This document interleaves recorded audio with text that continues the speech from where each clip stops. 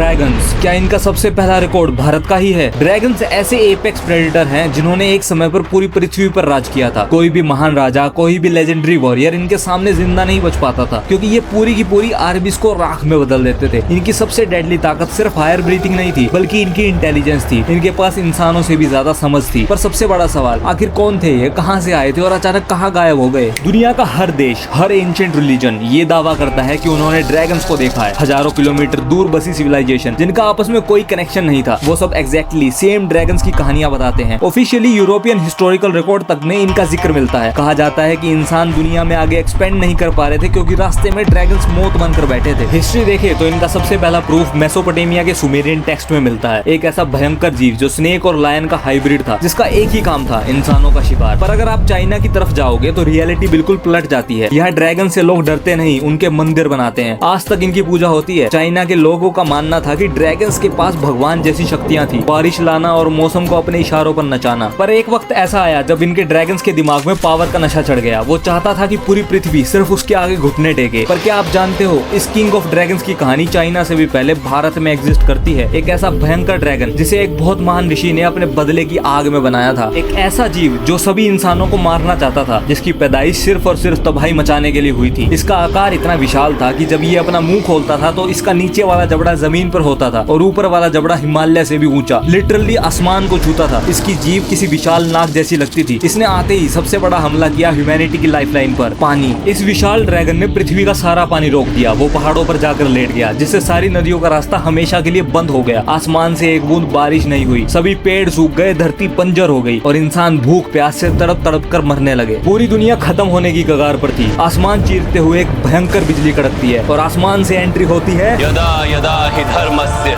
जब जब धर्म की हानि होती है, ग्लानिर्भवति भारत, तब तब मैं आता हूँ। अभ्युत्थानम धर्मस्य, जब जब अधर्म बढ़ता है, तदात्मानं सृजाम्यहम्, तब तब मैं आता हूँ।